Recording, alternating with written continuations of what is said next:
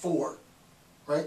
Well, actually, the move between 2 and 4, because if you're successful, if the powerless is successful in gaining power, then Fourier cautions precisely against that point, right? Fourier says, and I'm going to show you in a second, you have to make sure that if you are oppressed, and insofar as you are fighting for your liberation against the oppressor, that once you liberate yourself, that you don't in turn oppress your former oppressor. Insofar as you do oppress your, and I have, 13 hours, 14, whatever, 12 hours of video discussing this from my Paulo Freire series, but insofar as you now oppress your former oppressor, this cycle just is perpetual. It just becomes perpetual. The powerless become the powerful become the powerless.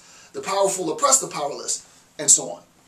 Right? So this in this sort of flow chart, and it wasn't an easy flow chart to design at all, and it looks sort of intimidating, but the key insight into recognizing what Nietzsche, and this is Nietzsche, right? And I just read it directly.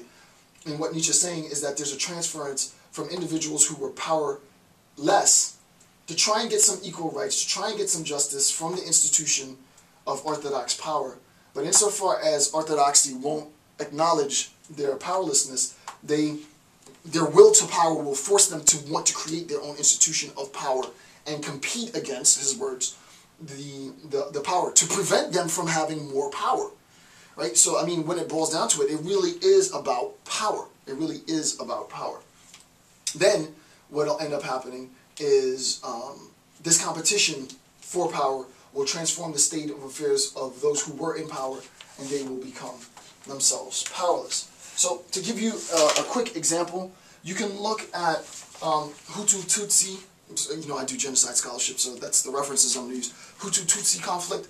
Tutsi are, let's do Hutu first. Tutsi are in power. Hutu are, I wouldn't necessarily say oppressed, but they're not as powerful, right? And there's demands and so on and so forth, and genocide ensues, and the Hutu are slaughtered at the hands of the Tutsi. Then, move forward in time. Hutu now are in power, and the Tutsi who used to be powerful are now powerless. And now the Hutu wage war against the Tutsi, right? And it's Hutu, Tutsi, Tutsi, Hutu, Hutu, Tutsi, Tutsi, Hutu, right? And it goes on and on and on and on and on. If there is, unfortunately, a third instantiation of this sort of generational conflict between the Hutu and Tutsi, it would probably go back to Tutsi-Hutu, right? Tutsi would probably find themselves, maybe even in the Congo, and I don't want to get, this is not a genocide scholarship lecture, but Tutsi might find themselves in a position of power and use that power, because if you're just looking historically, this is the pattern, right? Tutsi are in power, genocide against the Hutu. Hutu are in power, genocide against the Tutsi. If you look at pattern recognition, it seems like Tutsi in power, and they're going to use that power against the Hutu. So a Hutu genocide might be hopefully not, right? But might be in the distant future. So a historical example of what Nietzsche said. So I've given you what Nietzsche said. I've given you a historical example of Nietzsche, what Nietzsche said, and I want to make sure that you recognize, before I go into the content on page 22, where I'm going to point these passages out in Paulo Freire's Pedagogy of the Oppressed. Note that there's a hidden stage, right? So the very bottom of page 21 in this discourse, what I call this hidden stage, right? And this is the hidden stage, right?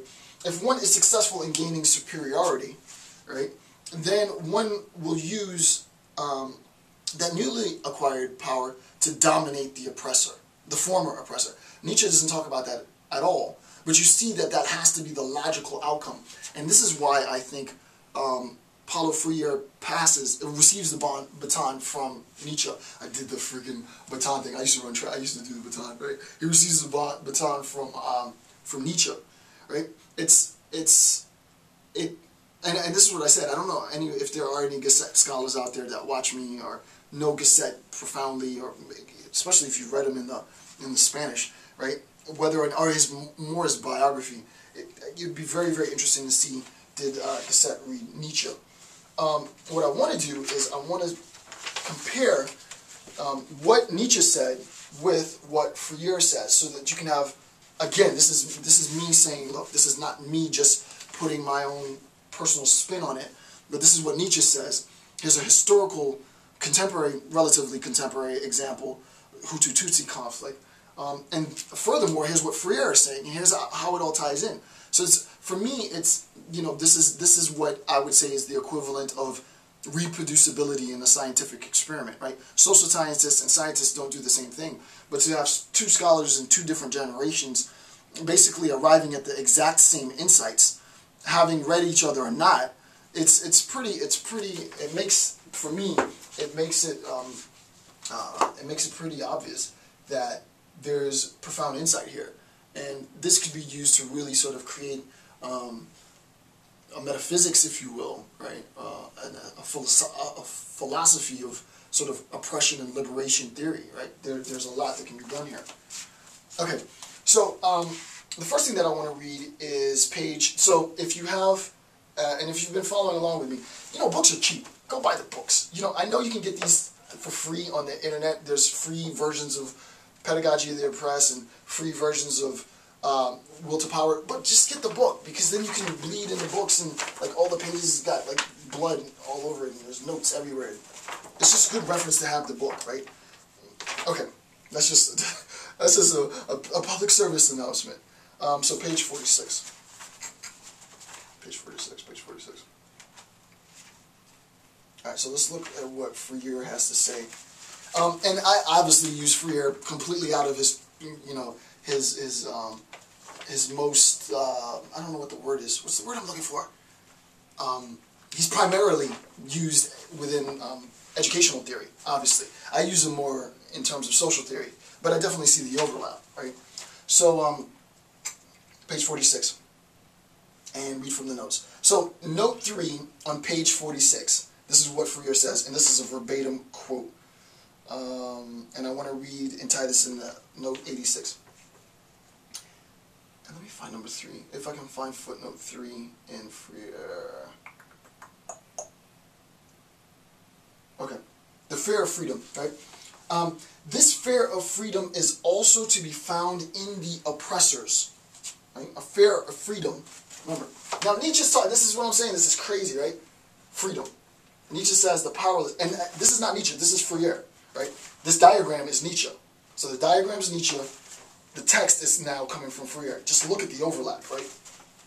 This fear of freedom is also to be found in the oppressors, though obviously in a different form. The oppressed are afraid of embracing freedom. The oppressed, the powerless, are afraid of embracing freedom. Why wasn't it my first choice, right? Why wasn't freedom my first choice? Why was freedom my second choice, right? Because we recognize that this act of liberating myself, this act of freeing myself, is going to complicate my relationships with those who are in power. So my first instinct isn't to say, okay, revolution, liberty, right? That's easy, right? It's easy to say that theoretically, like, oh yeah, the first thing is just rise up against those who oppress you, right? But how frequently do we see that happen historically? It doesn't happen. It doesn't happen that often. It's amazing that it's happening now in Arab Spring in the Middle East, right? But it's not easy to overthrow those who are in power. Usually what happens is we don't get to the state of sort of demanding or looking for our own freedom until we've at least tried to say, hey, give us some justice, give us an opportunity, give us some education, give us some resources. We want this. If we can't get that, right? If this is denied, then we look out, right? But this fear of freedom isn't just a fear for the powerless, it's also a fear for the powerful. The oppressor are afraid of losing the freedom to oppress. That's cheap. I mean this is Freire, right? So it's genius. And this is what I get off on, right? I don't really get off on other things, so you have to pardon me if my nerd is showing right now, but that's genius. I want to, as a powerless individual, as an oppressed person, I want to free myself. But freedom isn't the first option for me. Freedom, according to Nietzsche, now just to make sure that we recognize, 86, and I love the tie-in between it. It's just beautiful. Freedom is not the first stage, right? For Nietzsche, now we're back to Nietzsche, right? Freedom for Nietzsche isn't the first stage. The first stage for Nietzsche of the will to power is justice, right?